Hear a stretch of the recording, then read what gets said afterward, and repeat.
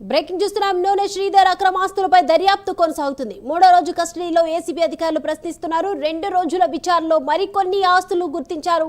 ఆస్తులకు సంబంధించిన డాక్యుమెంట్లను కూడా ముందుంచి ఏసీబీ ప్రశ్నిస్తుంది. ట్రాన్స్ఫర్ అయిన ఎందుకు అక్కడే పనిచేస్తున్నారంటూ కూడా ఆరా తీస్తున్నారు. ఏఈసీ అనిల్ కు శ్రీధర్ కు మధ్య ఉన్న సంబంధాలపై కూడా అధికారులు ప్రశ్నిస్తున్నారు. శ్రీధర్ కుటుంబ సభ్యుల బ్యాంకు లాకర్లను కూడా ఓపెన్ చేసే అవకాశం ఉంది.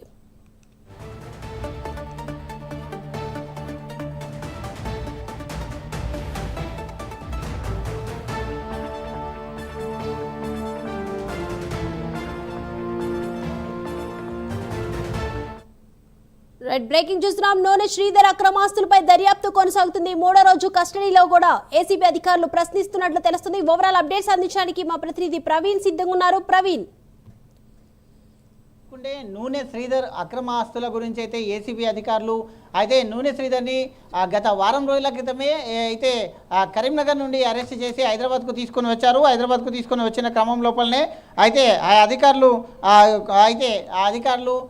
కస్టడియల్ విచారణకు తీసుకున్నారు. కస్టడియల్ విచారణ తీసుకొని 3 రోజులుగా విచారణ చేస్తున్నారు. అయితే కోర్టు ఆదేశాల మేరకు కోర్టు 5 రోజుల విచారణకు ఆదేశించిన నేపథ్యంలో కోర్టు ఆదేశాల మేరకు అయితే మొత్తం టోటల్గా 5 రోజుల విచారణ ఉంది. ఈరోజు 3వ రోజు విచారణ కొనసాగుతుంది. అయితే 2 రోజుల విచారణలో భాగంగా మొత్తం టోటల్గా లెక్కకు మించి ఆస్తుల ఉన్నట్టుగా అయితే ఏసీబీ అధికారులు గుర్తించారు. అయితే ఆయన యొక్క అక్రమ ఆస్తుల చిట్టా మొత్తం టోటల్గా కూడా అయితే బయటికి తీస్తున్నారు. అదే విధంగా చూసుకుంటే హైదరాబాద్లో కూడా ఒక అయితే కమర్షియల్ కాంప్లెక్స్ని కూడా గుర్తించారు. కొన్ని విల్లాలతో పాటు వ్యవసాయ భూమి, ఎకరాల కొద్ది వ్యవసాయ భూమి కూడా తన పేరు మీద ఉన్నట్టుగా బ్యాంకు డిపాజిట్లతో కూడా ఉన్నట్టుగా కూడా గుర్తించారు. కాబట్టి ఆ యొక్క నూనె శ్రీధర్ ఎవరైతే కాళేశ్వరం ప్రాజెక్టులో మెయిన్గా పనిచేసినటువంటి వ్యక్తి నూనె శ్రీధర్ ఉన్నారో, నూనె శ్రీధర్ ఇప్పటికే సుమారుగా 200 కోట్ల అక్రమ ఆస్తులను సంపాదించినట్టు కూడా గుర్తించారు. తన బంధువులు ఎవరైతే ఉంటారో తన బంధువుల అయితే యొక్క లాకర్లను కూడా బ్యాంకు లాకర్లను కూడా అయితే ఓపెన్ చేసే దిశగా అయితే ఏసీబీ అధికారులు ముందుకు సాగుతున్నారు.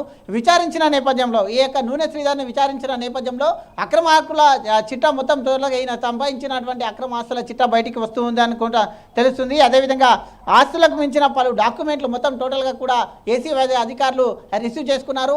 ఆ డాక్యుమెంట్లను మొత్తం టోటల్గా కూడా ఆ యొక్క శ్రీధర్ ముందు ఉంచేసి ఆ డాక్యుమెంట్లకు సంబంధించిన వివరాలు, ఆస్తులు ఎక్కడెక్కడ ఆస్తులు ఉన్నాయో మొత్తం టోటల్గా అయితే వివరాలు తీసుకుంటున్నారు. కాబట్టి ఈ నేపథ్యంలో అయితే ట్రాన్స్ఫర్ అయిన కూడా గతంలో అక్కడ కాళేశ్వరంలో పనిచేసేటప్పుడు ఈ యొక్క నూనె శ్రీధర్ అనే వ్యక్తికి ట్రాన్స్ఫర్ అయినా కూడా అక్కడే విధులు నిర్వహించారు. ఆ దానిపైన కూడా ఏసీబీ అధికారులు ఆరా తీస్తున్నారు.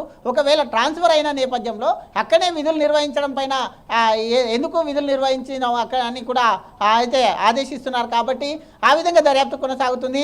అదేవిధంగా ఏఈసీ అనిల్ శ్రీధర్కు మధ్య ఉన్న సంబంధాలపై ఆరా తీస్తున్నారు. అనిల్ని రీసెంట్గా 3 రోజుల క్రితమే బదిలీ చేశారు. బదిలీ చేసిన నేపథ్యంలో ఈ యొక్క శ్రీధర్ బదిలీ అయిన తర్వాత కూడా ఈ అనిల్ ఆయన యొక్క బదిలీని ఆపాడు అంటూ కూడా ఆరోపణలు వచ్చిన నేపథ్యంలో అనిల్ను కూడా బదిలీ చేయడం జరిగింది.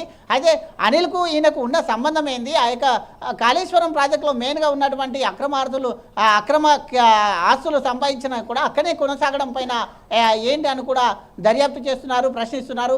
ఇంకా 2 రోజుల సమయం ఉంది కాబట్టి ఈరోజు 3వ రోజు విచారణ కొనసాగుతుంది. రేపు ఎల్లుండి ఇంకా ఇతనికి సంబంధించిన అన్ని ఆస్తుల వివరాలు కూడా తీసుకుంటున్నారు. తన బంధువుల పేరు మీద ఉన్నటువంటి ఆస్తులను కూడా విచారిస్తున్నట్టు తెలుస్తుంది. Right, thank you Praveen.